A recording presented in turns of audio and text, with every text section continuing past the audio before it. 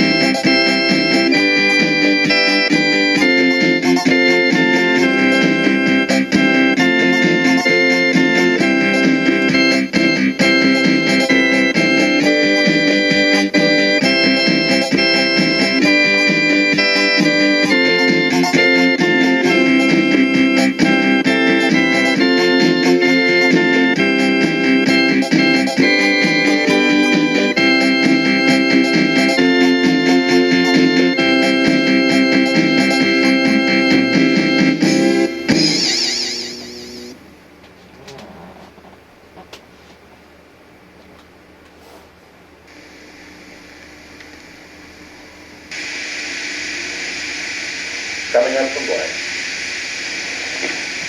Welcome, and thank you for joining us. In 2.5 years of video production, we've had the opportunity to spend 52 half-hour episodes and 2-hour-long Christmas specials together. Today we bring you a special hour-long episode as we bring production of this particular television series to a close. On such a momentous occasion, it seemed appropriate to have an extra special guest. Therefore, I invited my producer to be my final guest, in gratitude for the possibilities and the celebration of life and growth that have been created by the existence of this television show.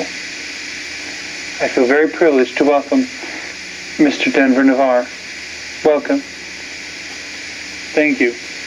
You've been a most wonderful person to work with these past 2.5 years, as have the numerous persons who have volunteered to serve as crew members, setting up lights and sets. Without your organizational abilities, our efforts would have been far less fruitful, I'm sure.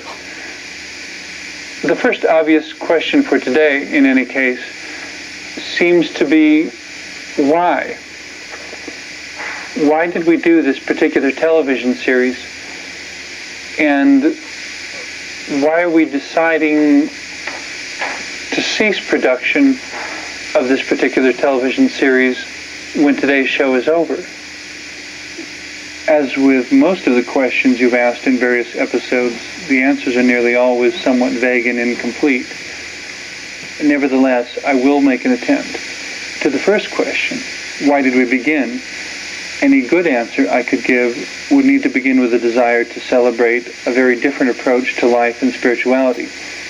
I think that some kind of spirituality is inherent in all true art, whether individuals realize it or not. I think also that one of the qualities of true art is that each individual person who is exposed to it gets something different. We have all experienced life in slightly different ways. It would be expected that we would each also perceive and remember things in ways that are unique to each of us. As to the latter question, why are we halting production at this point, a number of possible answers come to mind. One would be the simple point of weariness. It takes a lot of work to pull off even a single show. Planning, coordination of numerous people's activities, the hours of actual production, not to mention your own time requirements.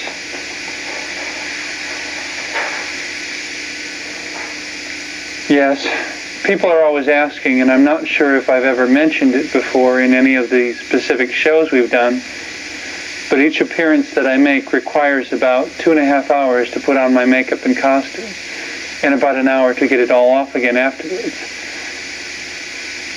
In responding to the decision to cease production of this particular television series, however, I feel tempted to protest because there are so many sermonettes and insights that have yet to make their way beyond the pages of my journals. So many other subjects I'd like to discuss with appropriate guests. And so many songs I'd still like to share with viewers everywhere. And yet I think you know yourself that it's time to move on to something new. We've done a lot of good things here in this limited format, but there are a lot of dreams we've shared of things that could never be produced here simply because the facilities don't have the necessary elements to do so.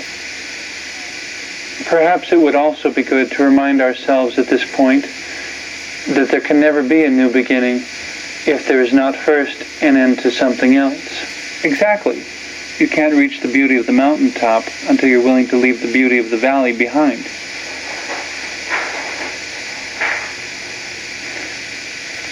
I couldn't have said it any better. I suppose another way of explaining the shows that we have done is that they have all been part of a larger search for all of the facets of truth. Whose truth? Yes, my truth, but everyone else's as well. And the understanding that truth is very particular rather than general. Any specific point of truth is dependent upon all of its environmental and situational characteristics. The same would have to be said of many philosophical and spiritual ideals. Goodness, love, communication, peace, hope, faith, and of course God. I imagine that many people would bristle at your last statement, that God is very particular rather than general, that God is dependent upon all of God's environmental and situational characteristics. People like to think of God as the one transcendent constant in a universe that seems to be constantly changing, perhaps even spinning out of control. As a producer, I find that I need to be in control of as much as possible for anything I produce to have a sense of unity in its completed form. Though there have been times when I have chosen only to maintain a subtle, less than obvious common thread throughout a program rather than any obvious unity. In my personal life, however, I try to be very wary of expecting to be able to control too much. I may interact, but I do not control. True control and true loss seem to be among the fallacies from which many people have not yet escaped. At least I consider them to be fallacies, though I have met individuals who argue very strongly for the reality of these two. In my work as a producer, it has been my experience that true control is an illusion people construct for reasons of their own psychological comfort. Sometimes we need that comfort, but most of the time we do not. We simply use it because it's there. No matter how well I plan and attempt to predetermine exactly what is going to happen during a specific production session, something unforeseen has always come up. Suddenly, I'm no longer in control. In a similar way, numerous people with whom I have spoken have seemed fearful of physical death as if it were the epitome of all losses. I can usually understand why they would believe that, but I choose to believe in the eternal life of the soul. Like the law of physics that says that energy can neither be created nor destroyed, but only transformed. The most that anyone attempting to kill me can do is catapult me into the next phase of my adventure of life, a little earlier than I'd expected to make the transition. And yet, transitions have their own kind of pain as well. All the goodbyes, the acceptance of leaving certain goals and tasks to others instead of finishing them yourself, and the inability to take anything good with you except for the memories and insights that are eternally etched into your spirit. No matter how necessary, it is difficult to let go of people and things you truly love. You've written so many wonderful songs over the years. I'm curious, which one is your favorite? The one I haven't written yet. Excuse me? Since to be truly alive is to grow, the future always promises something potentially more wonderful than that which we have already accomplished. Somewhere deep inside, I think each person has a dream they would really like to have come true. The existence of such a dream could be considered to be a gift of God, since it is frequently the force that allows us to always hope for a brighter tomorrow. My dream? I see myself in a large and beautiful Catholic church with marble columns along the side aisles and an elaborately carved altar. Sometimes I'm alone, and sometimes all the pews are filled with people as I kneel at the altar rail to pray for a while, and then begin to sing to the Lord the songs of my heart. Then I stand and approach the pulpit and begin to speak of a faith in God that transcends and abides through all the things I face each day. A love that nothing I will ever face, not even death, can destroy. Then I return to the altar rail and the lights dim until it is only I and the candle flames and the darkness and God that remain. And how about you? Do you have a dream? Nothing so eventful, I'm afraid. I just want about 10 acres in the country where I'm allowed to live reclusively without any outside interference, finding my spiritual moments during walks through woods, perhaps past a small pond or a stream. Perhaps in a high mountain meadow next to an aspen grove. I would wake in the morning just before dawn, exercise for an hour or so to keep my body in good shape, and be at my desk writing some book or column or song by the time the sun cleared the horizon. After lunch, I would practice my skills on some musical instrument or other, take a long walk with my dogs, and return to the house as my life partner arrived home from his job in the city.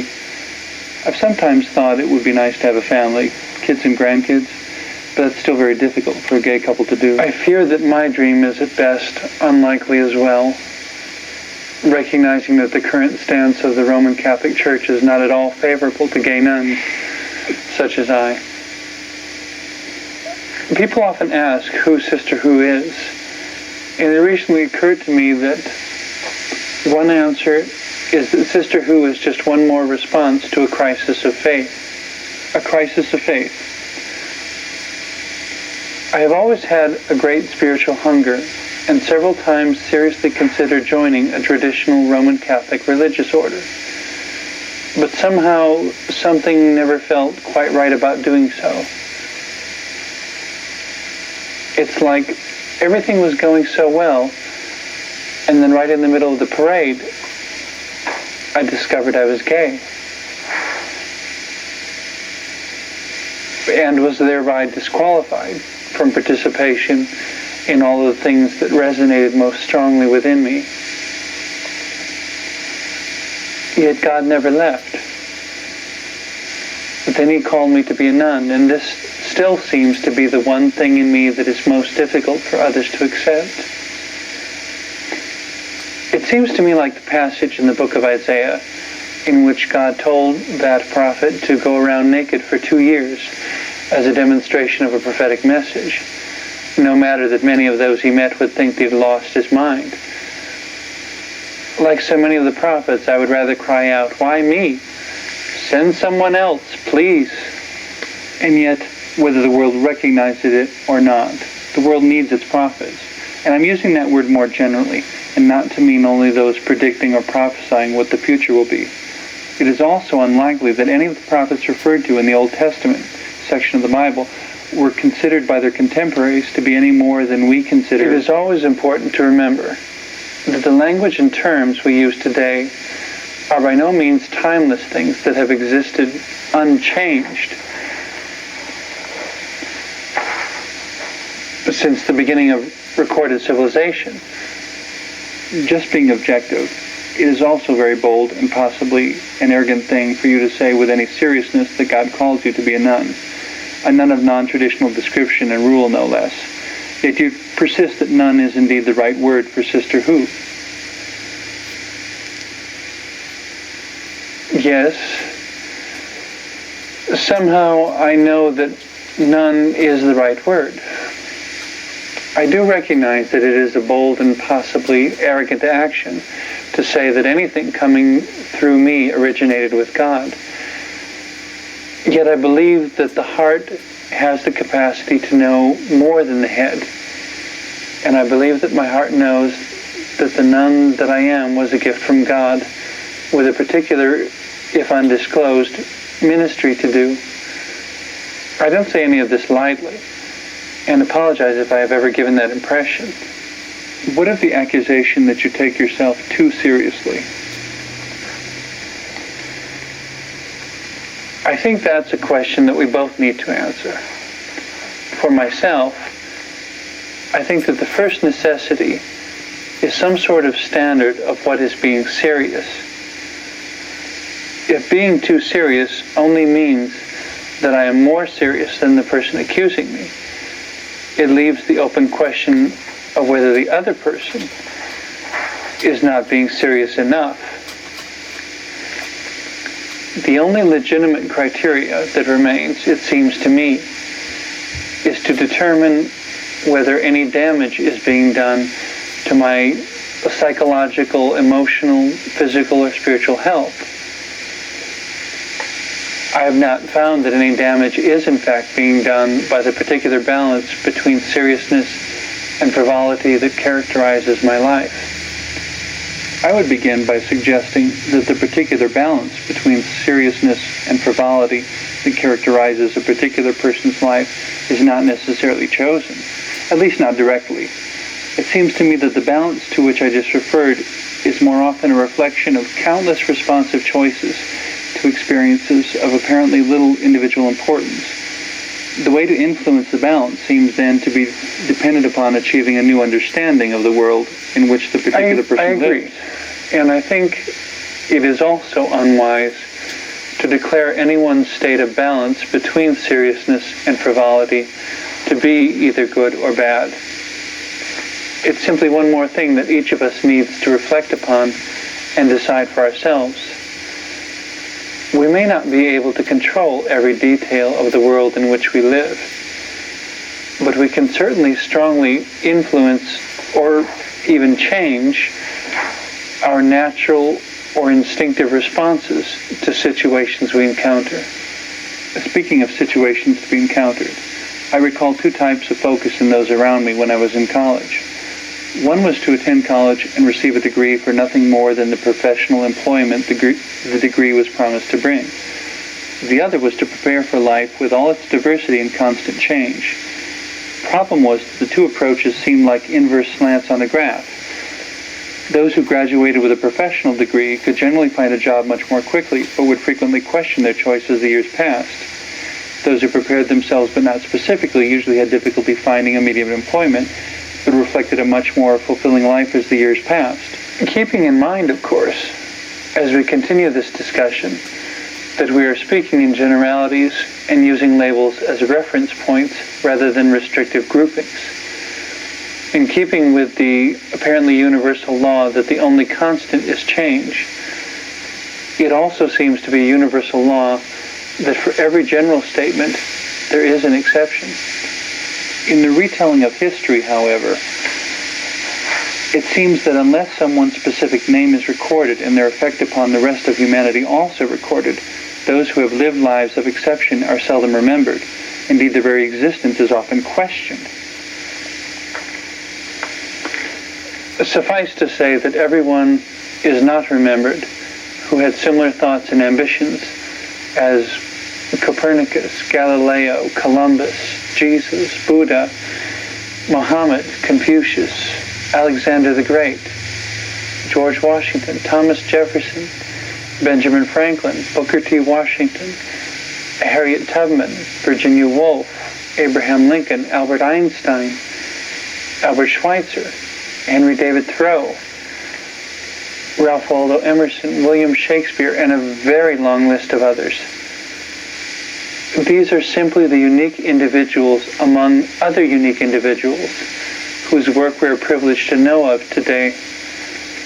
It is not by any means that they were the only ones who disagreed with prevailing norms.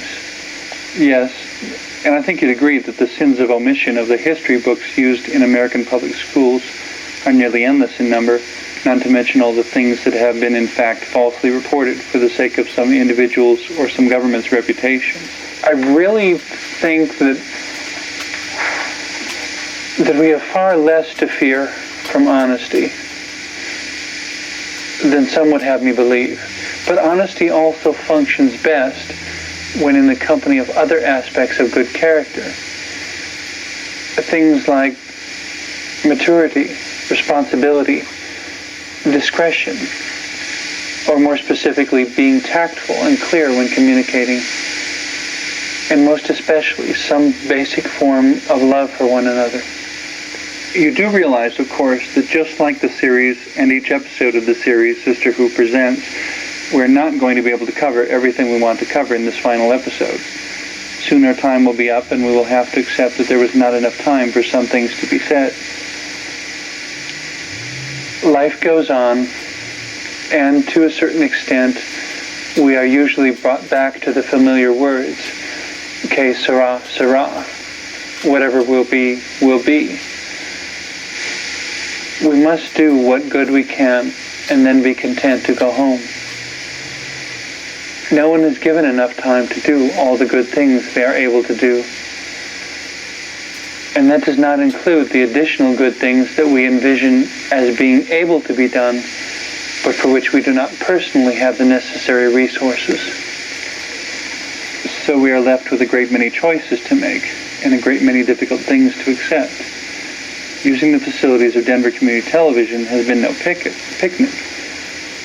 But in spite of whatever limitations we've faced,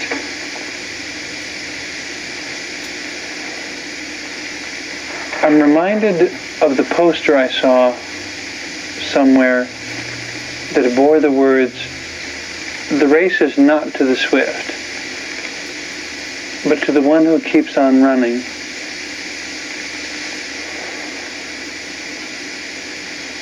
I suppose we could be accused of giving up the race by deciding not to continue this television series.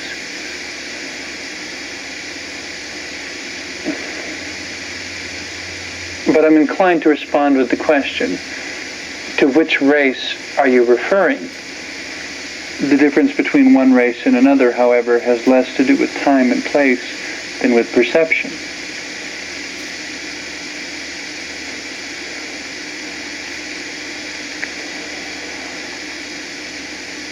Exactly. The physical running of a race is rarely just about passing over a particular path in a minimum amount of time, I think. But in terms of the larger picture, is about persons learning to push themselves toward greatness, toward being extraordinary. In choosing to terminate this television series, we are also choosing to leave the door open to something greater. The amount of time required to produce this series made a lot of other adventures impossible, simply because there wasn't enough time to pursue them. As you said only a moment ago, no one is given enough time or stamina to do all the good things they're capable of doing.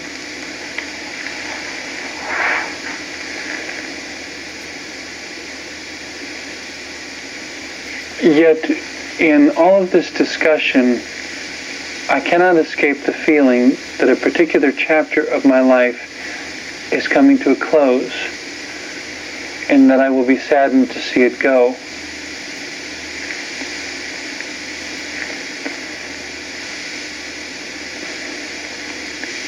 With all the good and bad things we've endured together,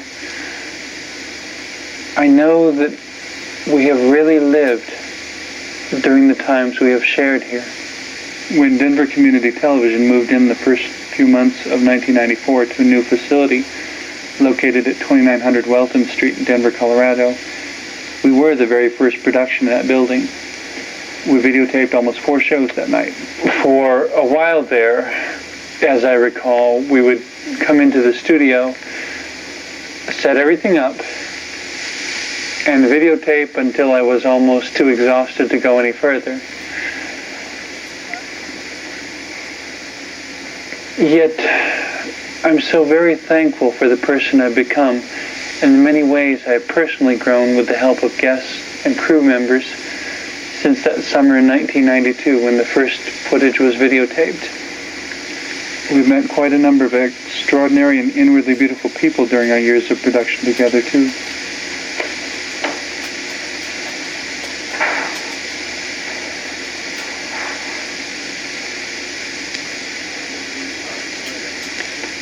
I always hope that somehow we'll always keep in touch, and that this won't be the last creative thing we all do together.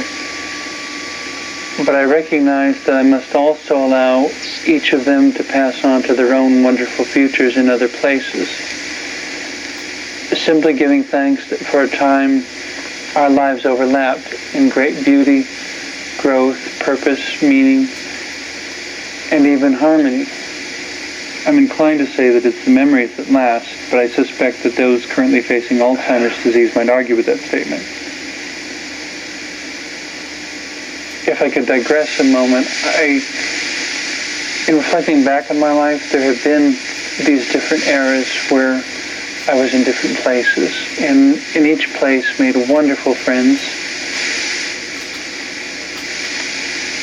And yet there was always a time for saying goodbye, when their life would go one way and mine would go another. And I remember people, some of my friends in fact, who really rebelled against this idea of saying goodbye and letting go. But I think it's like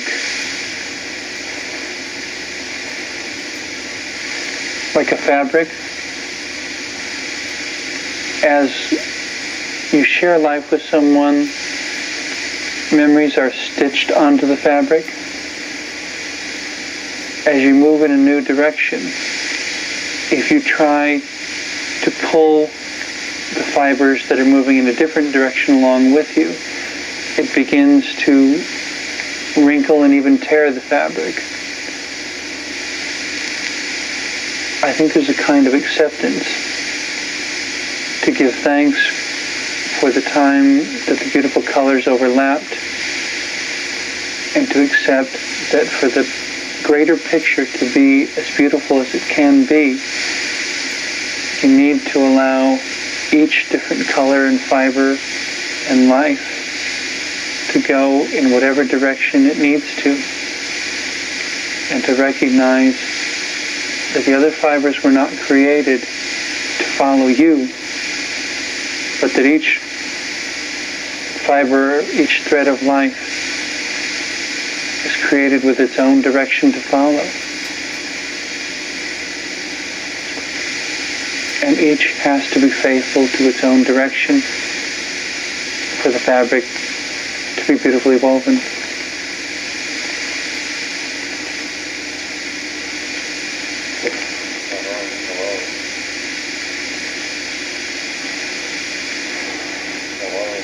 I would argue that memories which cannot be recalled at some time or other should not thereby be assumed to be no longer in existence.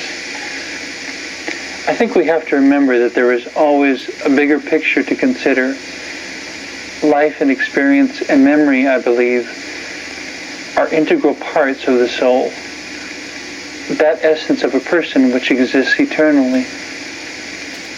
It is my understanding, to change the subject somewhat, that artists frequently have love-hate relationships with the more technically oriented aspects of promoting and distributing their work. Anything you'd like to have changed?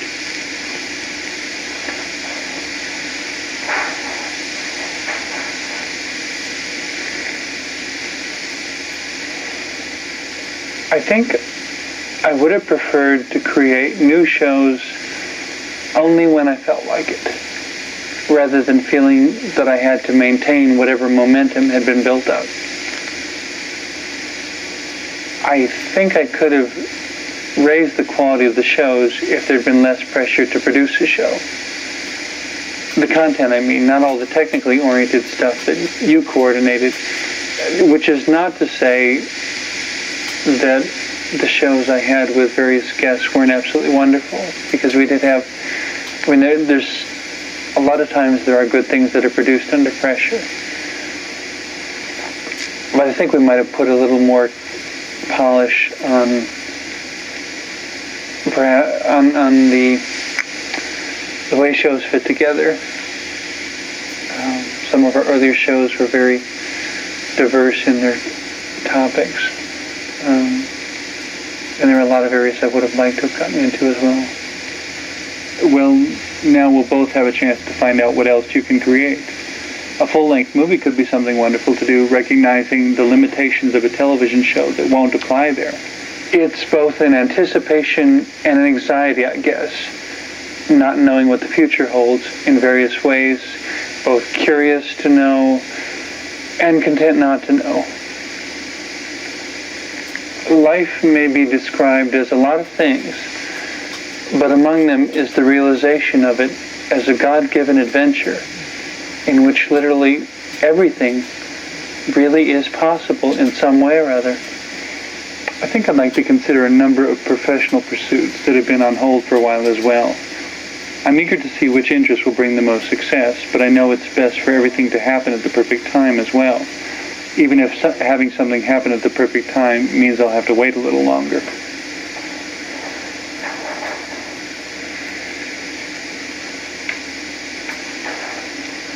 To use the analogy of a woman who is pregnant with a new life, 9 months seems awfully long when she's in the last few weeks before the baby is due to be born. Once the child has grown and perhaps even reached maturity and left home, however, the pain associated with the birth seems too far away to matter anymore.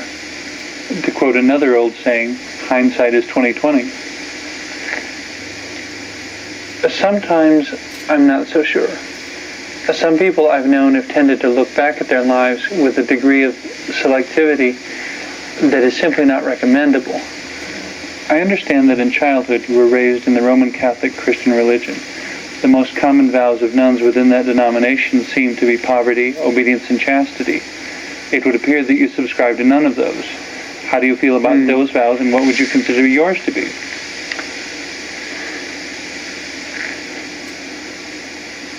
I think the idea that poverty is associated with a virtue rather than sinfulness had a strong influence on me, and was something I learned quite specifically from the nuns in the Catholic Church. I understood early how material things were nearly always very distracting, and thus interfered with focusing on anything spiritual. The only material things I really valued over the years, I guess, are those few things that have taken on various symbolic meanings for me. And what about a gift given on a certain occasion, or something given from a specific person that I don't see anymore? And what about obedience? My first response is to ask, to whom or what? It makes about as much sense to ask for answers to transcendent life questions from another human being as to ask for directions from Los Angeles to Cincinnati from a 2-year-old child. Certain maps may be available, but even these are rarely 100% accurate. But there are certain things that we all have to figure out one step at a time. I would suggest that we can trust the voice of God within ourselves as long as our ears and eyes and minds are open. It was written long ago, above all else, to thine own self be true, and it follows as the night the day, that thou canst not then be false to any man. Thus, the most important person to obey, in general, is yourself. And chastity? In an age that is obsessed with both youth and sexuality, what meaning does chastity still have?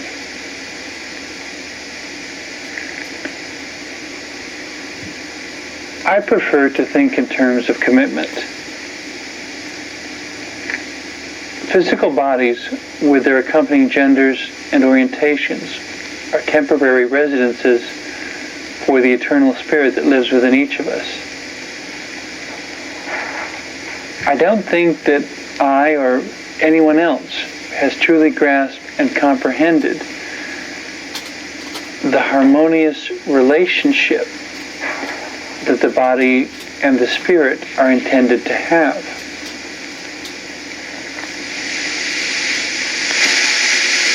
there is something very spiritual about sexuality, whether we recognize it or not. Something about attraction that goes beyond our current understanding of who each of us is. For the most part, I think we make too much of sexuality, rather than simply allowing it to exist in whatever healthy way it individually wants to. For me, it is simply one more aspect of communication, and I prefer to look at sexuality specifically as a kind of whole person communication. In speaking with various people over the past few months, even the past few years, I guess, whenever this subject came up,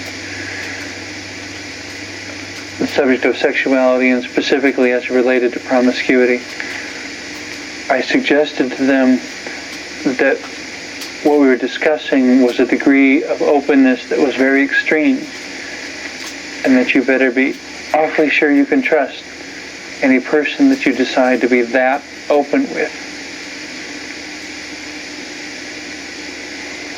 But what of your vows, since you call yourself a nun? And not to make light of it, not to make a pun, but it's a very vulnerable way to be, not just physically, but psychologically and emotionally. But what of your vows, since you call yourself a nun? Vows.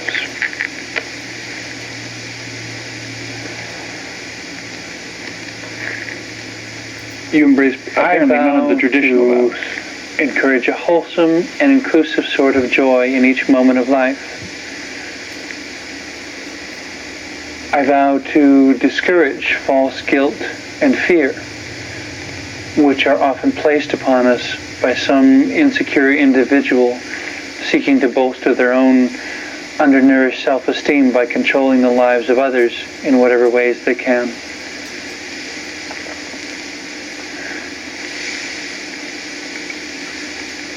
When I was in college, I did a research paper on St. Francis of Assisi, and there was a particular magazine in the library called Sojourner magazine. And I found a particular issue that had a number of articles focusing on St. Francis of Assisi. And I apologize that I can't remember the specific author, but there was one that remarked that St. Francis understood that though there may be power in being a somebody, there is truth in being a nobody. It seems everybody wants to be somebody, but that we're understanding that in a way that depends upon other people rather than on our own existence. I don't think there's anything in all creation except human beings that spend so much time trying to justify their very existence to each other, trying to justify their every action and thought rather than simply being and doing and responding to whatever life they experience, whether outside of them or inside of them. That was actually one of my frustrations in promoting your show. I guess if I had to make a choice in the bigger picture of eternity and the bigger picture of life, it would be much more commendable to choose to be a nobody and to dig into the guts of life, to be fully aware of each moment, rather than to exist completely within ourselves, rather than trying to exist specifically within the minds, memories, whatever, of others. That was actually one of my frustrations from promoting your show. You come out looking so colorful and different, but then you present your messages in such a low-key, unsensational manner. I understand that you addressed controversial subjects and did a few things in various episodes that were visually controversial, yet even these were approached in a relatively non-threatening way. It's never ceased to surprise me that after tearing up an American flag in episode 4, I didn't get at least one letter. But for those who watched to the end of that sequence, it was a very positive and very powerful sequence. But back to your comment, the sensationalism in contrast on which it seems the advertising industry is mostly dependent, however, in my opinion, does not draw any of us closer to any personal or universal truth. At the bottom of everything are the questions of who each of us is, and therefore what we have to bring to whatever the current experience is. Spirituality must begin on an individual level. It's not the sum total of all that's important, but it does serve as the communication lines and the connection between all the other forms of existence. A psychological, physical, emotional, social, and so forth.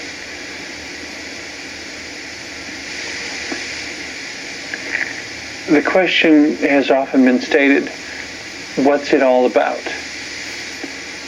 Without really clarifying what it is. Perhaps there's not a good word to describe what we mean by it in this particular context. As I've said before, it's not about being gay or straight or male or female or black or white or yellow or red or anything else. It's also not about making a big splash in a very small puddle, in the very small puddle of the present moment.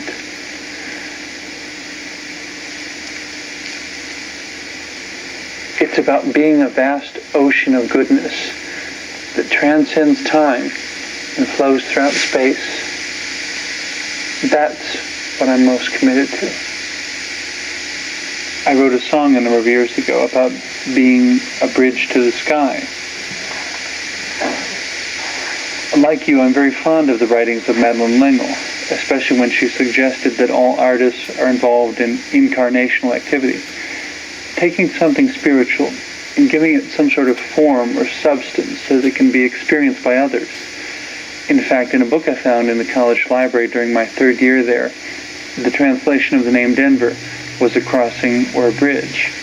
I frequently found myself in the position of bridging a gap of some kind, and I never tried to be a nonconformist, though I've never actually sought such a rule. I just found that by being true to myself, I simply didn't fit in anywhere. Yet I know that since God has created and called me to be who I am, I have a purpose and a reason for being here. As the wonderful poem, the Desiderata states, you are a child of the universe, no less than the trees and stars. You have a right to be here. And whether or not this is clear to you, no doubt the universe is unfolding as it should.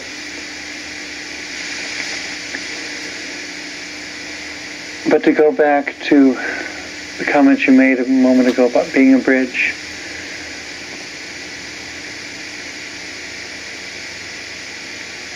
boy, is that a metaphor for a lot of things.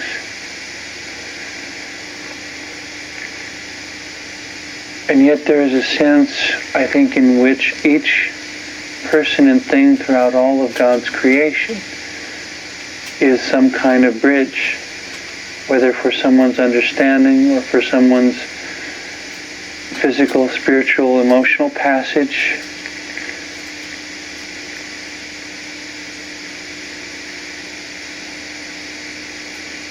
I think it's a privilege and an honor and a wonderful thing to be a bridge. But I guess what I'm getting at is that I think each one of us is. We're just not all aware of it.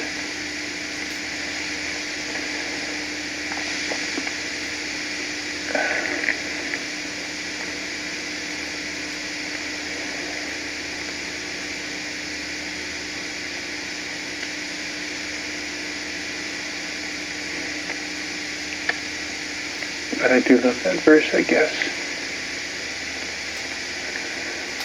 You are a child of the universe, no less than the trees and stars. You have a right to be here. And whether or not this is clear to you, no doubt the universe is unfolding as it should. If nothing else is remembered from our discussion today, I would like to leave everyone with one of your wonderful quotes. A quote from Sister Who Does She Think She Is? The better you know yourself, the less in others' differences will even matter. Thank you for joining me. This has been a wonderful discussion, filled with both reflection and vision. May the blessing of sisterhood be upon you always, as the whole human race continues to grow to understand that a person is a person is a person, and that a wonderful harmony of diversity will bless the world with peace when we all understand just how very valuable each person and each person's contribution to the whole of humanity is. Amen. Amen.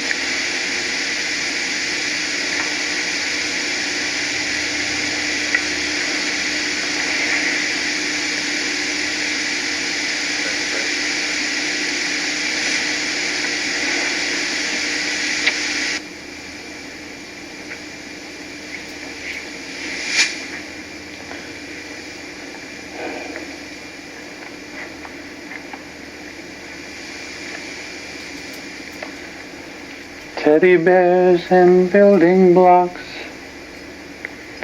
matchbox cars and fossil rocks, and dreams of what my life would be in time.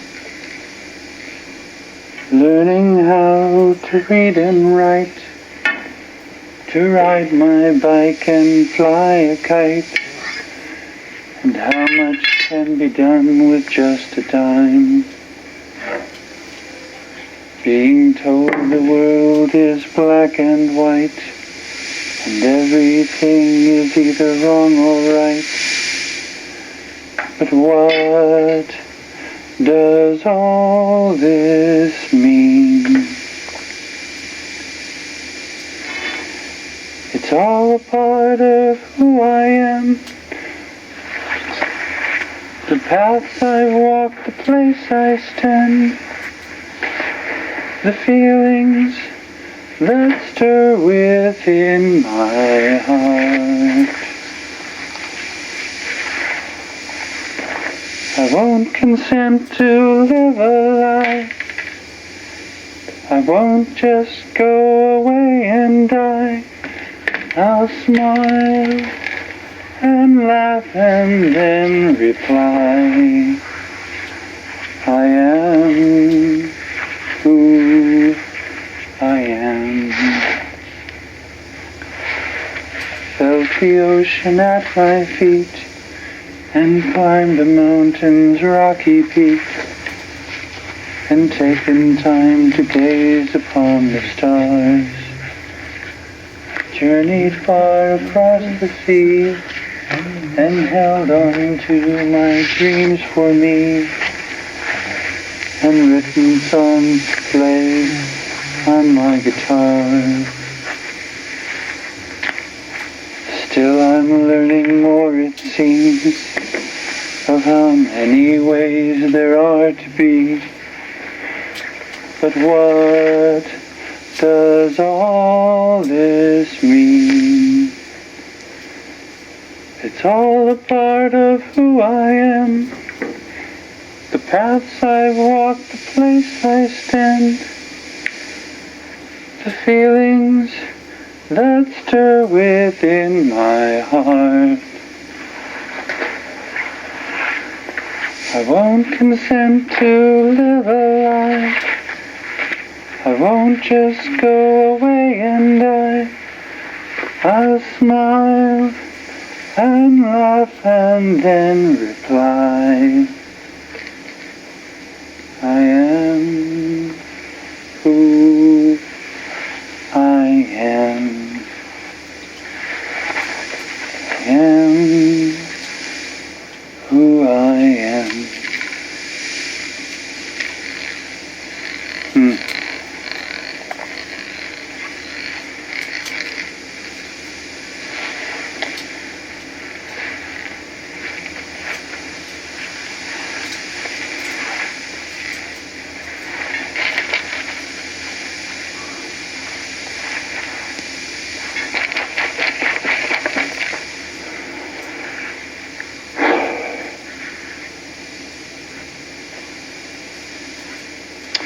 I guess it's weird how prophet kinds of people come along.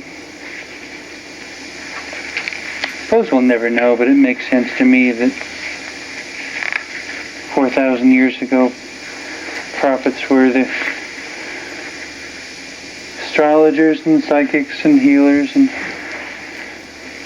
interesting, different sort of people like that, I guess. Perhaps today we were fascinated with them and never really knew whether we believed or not.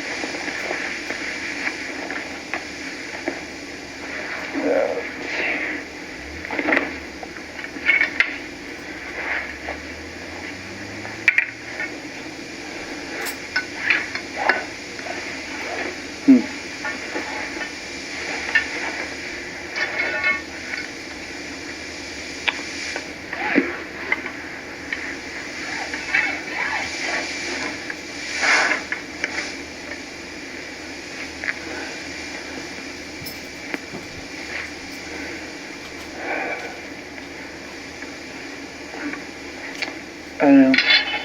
Watching it disappear like that kind of reminds me of that Dr. Seuss book about the Lorax. And the one word unless.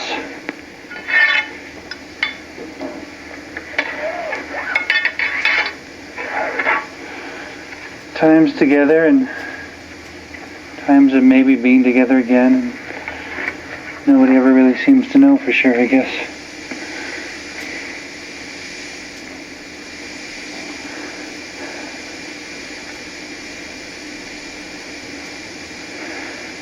Still, I guess it's been great. I don't know if you can hear me or not, wherever you went to. Just the way the Lorax was, as Dr. Seuss said, lifted and taken somewhere.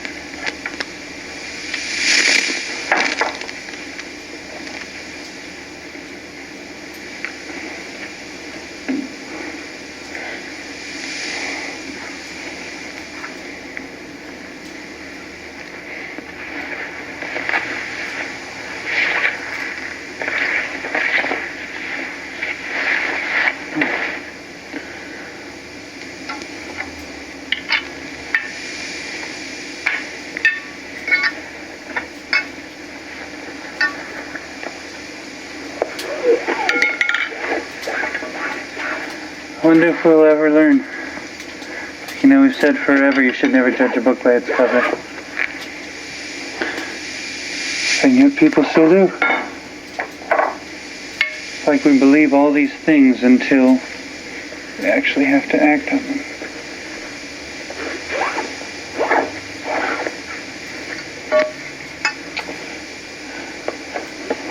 I suppose it'll be interesting to see what you create next. But I suppose it's also the challenge to see what I'll create next.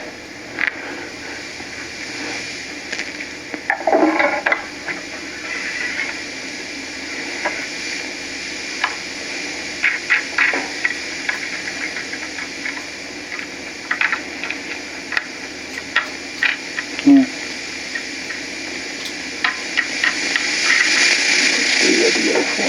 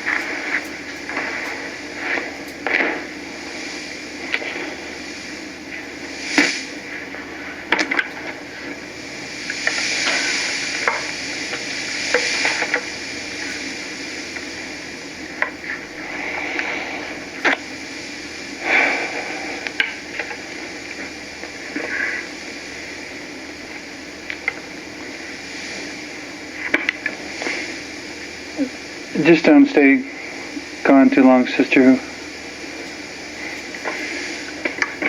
We've got so much to learn yet.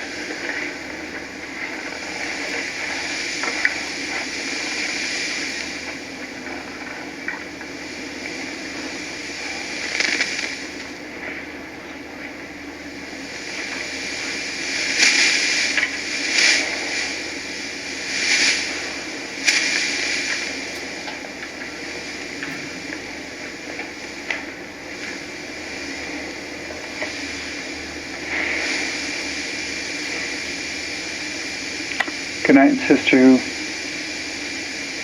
Just don't stay gone too long, because we do have so much to learn yet.